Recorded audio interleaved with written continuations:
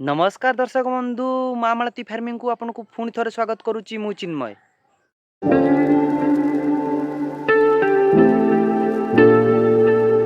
मु आपण मन से सब जिन सजेसन करी जो जिनस आपणकर कौन से अधिक पैसा खर्च होबार ना आप कम पैसा केमती निजर छोट मोट बिजनेस स्टार्ट करेंगे छोट मोट चाष करेंगे छोट मोट फार्म करेंगे। तो आप भिडियो को जमार स्किप करूँ तो स्टेप बाय स्टेप भिडियो को देखूँ। आपण मानी आज नहीं आसी एक गुरुत्वपूर्ण भिडियो जो भिडियो आपण मैंने किसी जानवा पाइबे कि आम कौ चाष करने द्वारा आमर इनकमटा बढ़।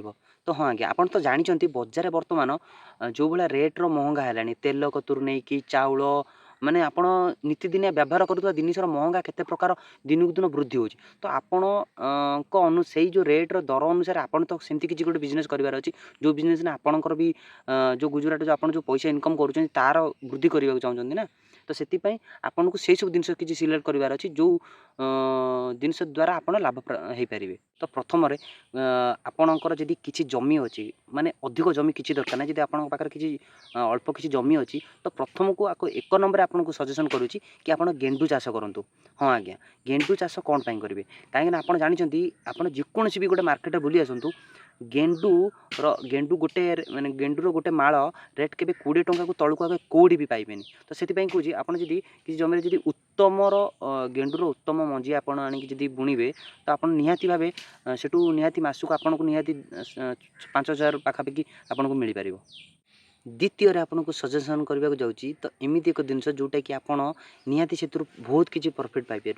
तो यदि आपण माने घर पाखे कौन सी एमती फांका जगह अच्छी जो माने चाल घर हो कि कोठा घर हो जोटा कि फांका अच्छी तो सेठी आप कौन व्यवहार करना बेकार से जगह नष्ट होगा छड़ा तो कौन सी आप कम लगे तेणु से जगार आप कौन करेंगे। तो आपण पाखे जब 1,000 टंका रु 1,500 टंका पाखापाखि अच्छी तो गोटे काम करूँ से किसी देसी कुकुड़ा कलेक्ट करूँ छोट कुकुड़ा कलेक्ट करूँ ताकू आनिक रखुँ सी बड़ मिलू कि छोट मिलू जहाँ भी मिलूँ आपन को से किसी किणाकिणी कर कुकुड़ा किणिकी रखुँ जहाँफल धीरे धीरे कुकुड़ांकर भी वृद्धि हम। तो आप जानते देसी कुकुड़ार रेट के माने कौन जगह सस्तार के पाइबेनि जहाँ देसी कुकुड़ार डिमांड अच्छी। तो तेणु ताकू मु आपको सजेसन ये कली कहीं से बर्तमान जिते दिन को दिन दिन बढ़ुची तो तार देसी कुकुड़ार चाहिदा से दिन को बढ़ुची। तो ताकू रखुँ देखिए आप मुझे आपको छोट अल्प किसी कहली कहीं आप अल्प कले आप जापर केते प्रॉफिट मिलूँ।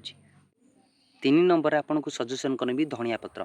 हाँ आज्ञा बर्तमान जानते शीत दिन चलला शीत दिन में आप जोटिक भी जातु जो हाट को जातु आप देखिए धनिया पत्र एत चाहिदा थी तो आप गोटे बिड़ाटा आने गले 15-20 टका आपको देवाक पड़े।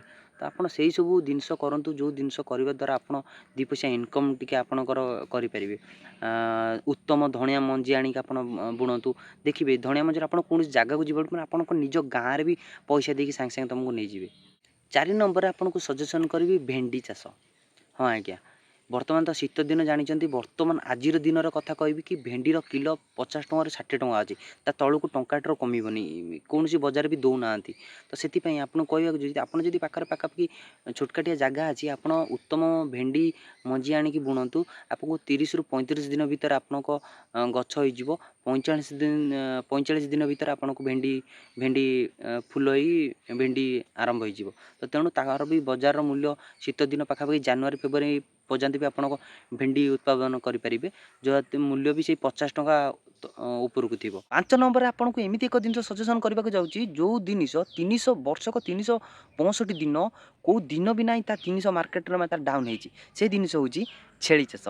हाँ आज्ञा माने आपन तो जानते गोटे मटन रेट केते थिला बर्तमान आजिका डेट्रे केते टंका अच्छी माने दिन को दिन जिते दिन दिन बढ़ुची तो तार रेट सेते ग्रोथ होची।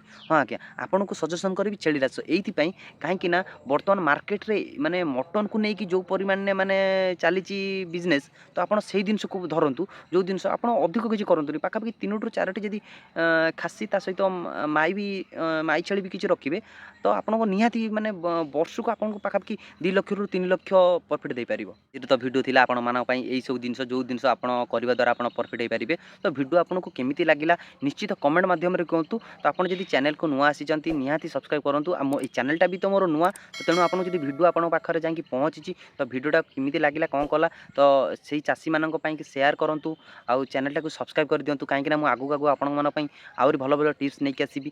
ତ ବାଏ ବାଏ।